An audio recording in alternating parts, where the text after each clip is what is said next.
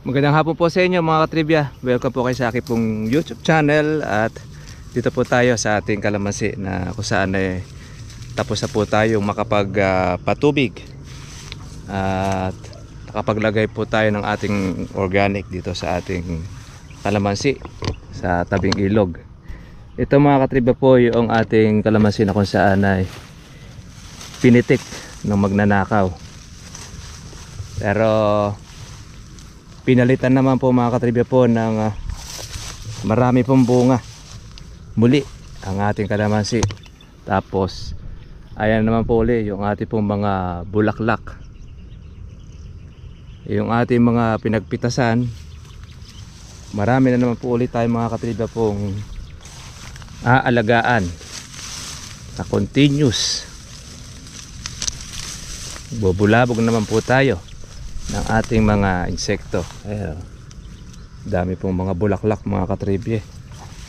Kailan lang natin ito natubigan. Tapos ang ating paglalagay ng abono, ngayon pa lang halos po niya kakainin. Meron ng mga naunang lumabas na bulaklak. Ito na nga yan. Tapos lumilintog na rin yung ating palakihin. Ano, ang ganda po nung pagkaitim niya mga katribya. Alagang alaga po talaga doon sa ating pataba na bago. Hindi mo siya makitang mag yellowish ang kanyang dahon. Kundi pagko si permis po siyang yan o, maitim. Ayan o, pati rin po yung kanyang bulaklak ang ganda rin.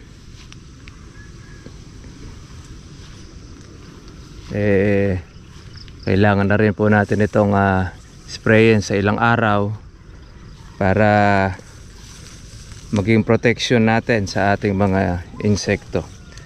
Para pong hindi rin nabawasan po yung pinitas nating marami. Ngayon yung pong mga maliliit lumalaki na siya.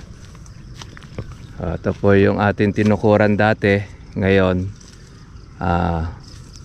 lumalaki na rin po yung ating palakihin para sa susunod. Meron po tayo pong mga halawin pa. Kailangan po nating napitas pang muli dahil makakaiwanan na po siya noong ating mga pansunod.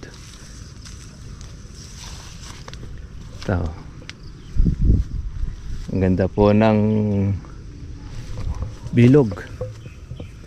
Yan o, yun po mga bulaklak po natin o. Ito yung huli nating natubigan. Ilang araw pa lang po tayo na nakatapos dito. Ito na po at malalaki na rin po yung kanyang mga bulaklak. Pati rin po yung ating mga pansunod. Ito makukuha na ito pag ating pong napapitas. Yung mga lagpas gaholin pang medium size.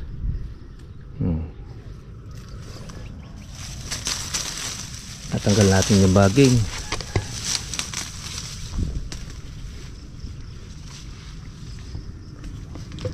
Ay, napakasarap po mga katribya po mag-alaga po ng kalamansi pagka po yung ating inaalagaan ay approve.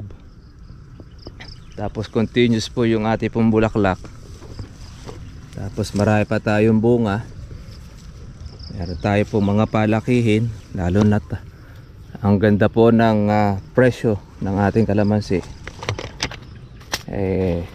Ganado ang mga farmers. Kumbaga sa kawan ay bawi po ang pagod.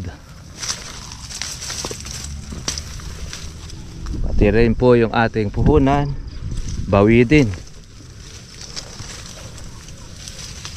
Ngayon mga katribya, marami pong mga nagbububot sa ating pong mga kalamansi. Kung mapapansin po ninyo ang palengke, hindi po naglalakihan ng bunga, kundi bagkos nagliliitan dahil naaagad. Kumbaga ang mga may kalamansi, kinukuha na po nila yung kanilang mga ginastos. Basta't umapprove na po doon sa buyer, kanila po nilang ipapipitas na. Pag nakuha na po yung kanya pong naging puhunan, tsaka niya po ngayon palalakihin ang bunga po ng kalamansi.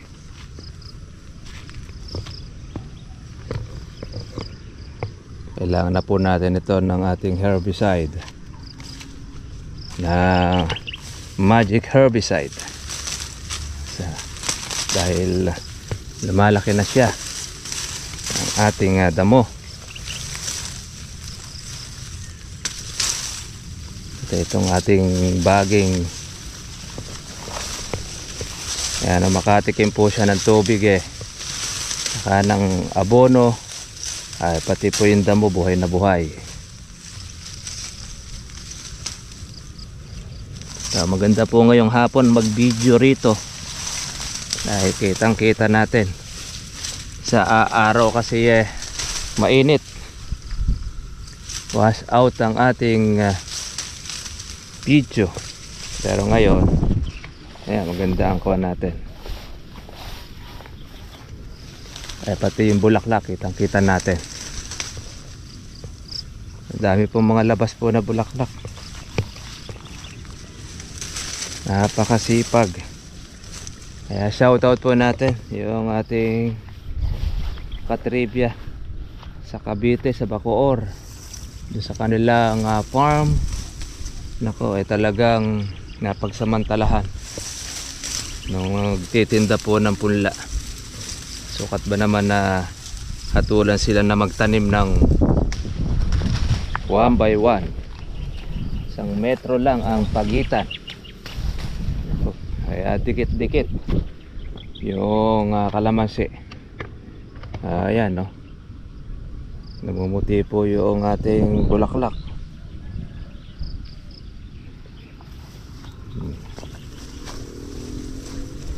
Ayan, may panibago ulit tayong aalagaan, mga katribya. Yung pong ating kapitbahay, 2 beses na itong nagsabog ng abono. Yung unang sabog niya, palpak, konti yung kanya binulaklak, hindi niya, ilang spray lang, hininto na. Pangalawang abono, ito na yon, yung kanyang bulaklak. Tsaka ngayon po niya na inaalagaan. Kaya tanan nyo, wala na po siyang bunga, kundi alin po yung mga maliliit at yung mga konti na yan, yun na lang po ang kanya po magiging pitasin. Yung bulaklak na yan, mga buwan pa ng Mayo tsaka June. Compare dito po sa ating inaalagaan, nakuha na po natin mga katriba po yung marami pong bunga. Siyempre pati na rin po yung kawatan, napitas na rin po niya yung para sa kanya, yung tira para sa atin. Ayun, ganun pa man, meron na ulit tayong panibagong mga bulaklak uli na lumalabas po sa ating pong kalamansi, lalo na pag gumana na po muli yung ating pong abono. Kumbaga ito halos sa pangatlong lagay natin po ng abono nang tayo mag-umpisa maglagay po ng September.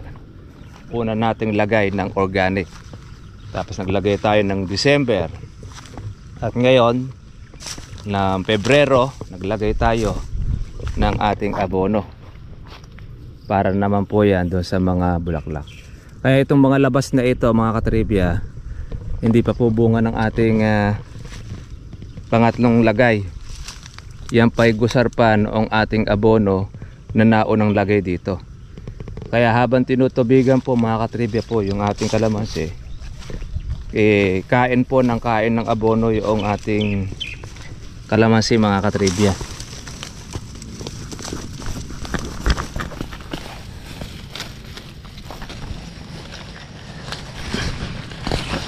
Ito yung mga mahihirap bunutin yung sitaw-sitawan na yan na baging. Matindi rin pong pumalupot sa kalamansi, kaya yan po yung ating pinuputol. Sulit, makakahalaw pa po tayo rito ng ating bunga. Yung natubigan,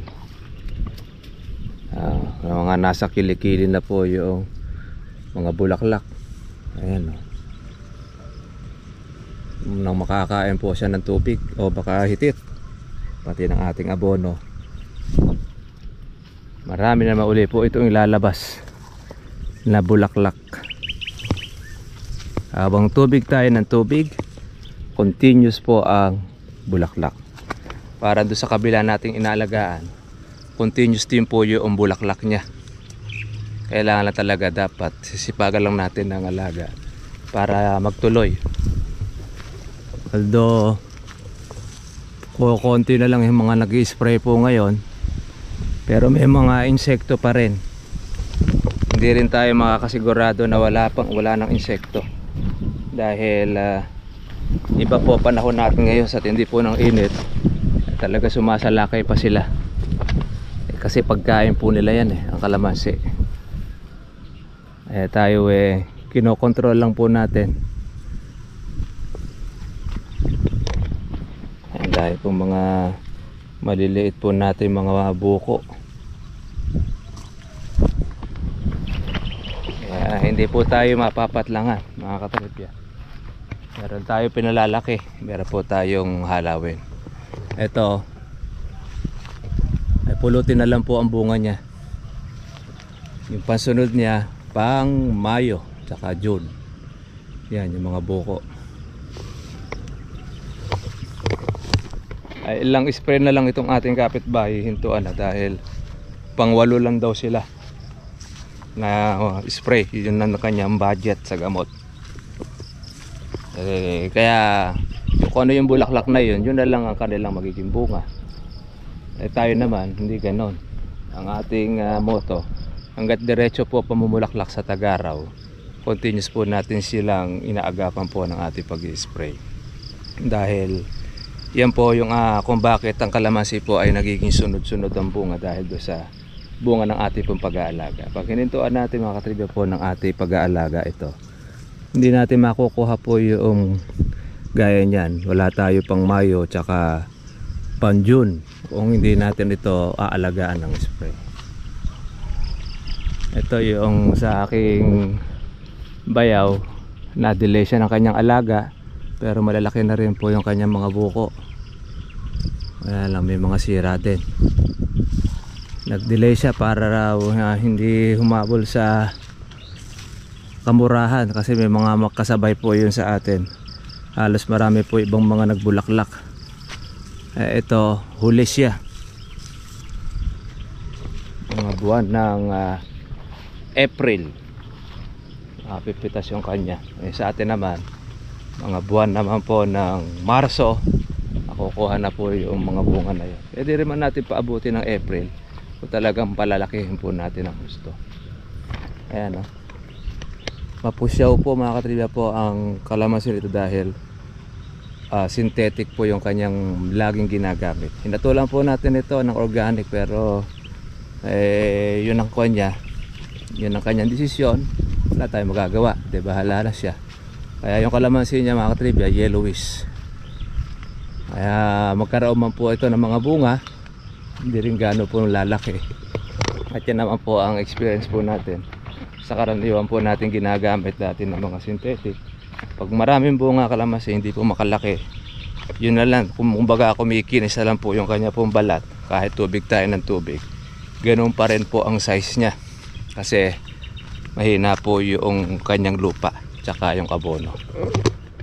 Ito yeah.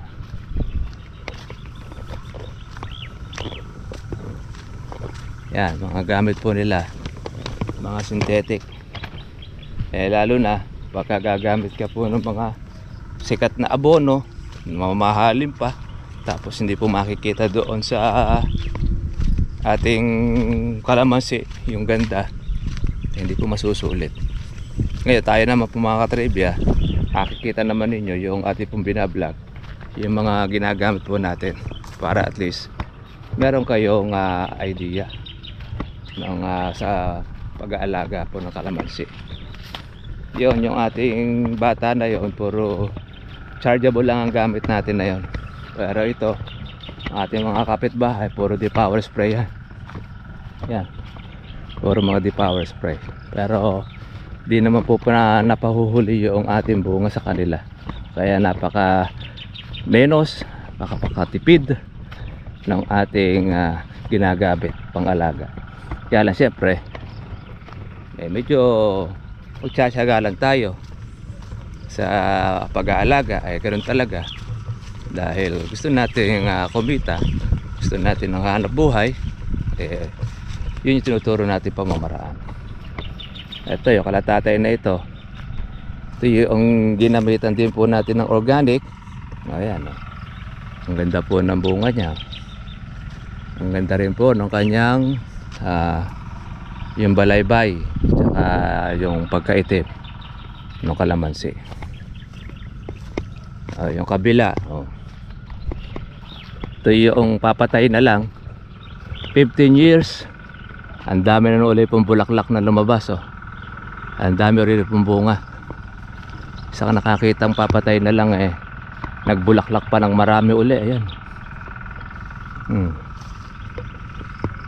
Tapos ay meron pa uli siyang mga bungang palakihin. Yung iba nating mga nagtatanong, ibang nagbabas, puro bata lang daw yung kalamansi natin kinukuhanan para doon sa ating abono. Hindi po. Ang katunayan, ito 15 years, matandang puno, pero dahil pang rin pong magbunga. Ayan, saka bumata itsura niya.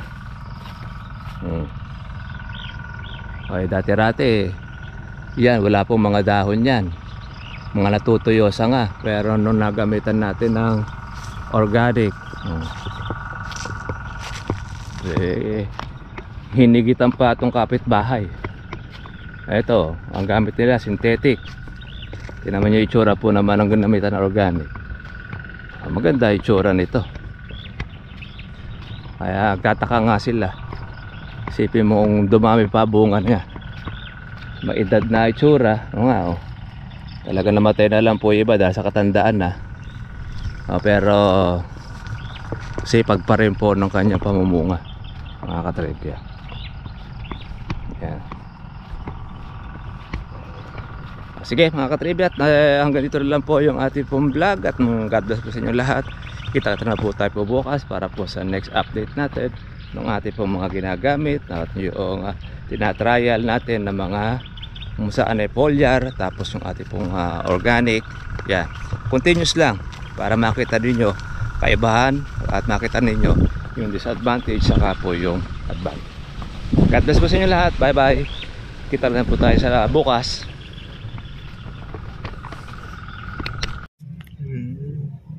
Kaya siya nawasak. Pati din walang belt. Oo. Kaya yung alternative mo di magana. Wala sa belt niya, kaya size yan. Siguro yung napagod. Putol. Buti hindi kuwan po sa preno. Madidiskrasya pala pagkakawa. Putol lang pambel. Kailangan pala niya ng kuwan. Alternative siya din. Yan. Yung alternator. Alternative yan. Dito sa aircon mo, wala rin. Oo, wala rin po aircon. Wala rin. Putol mo belt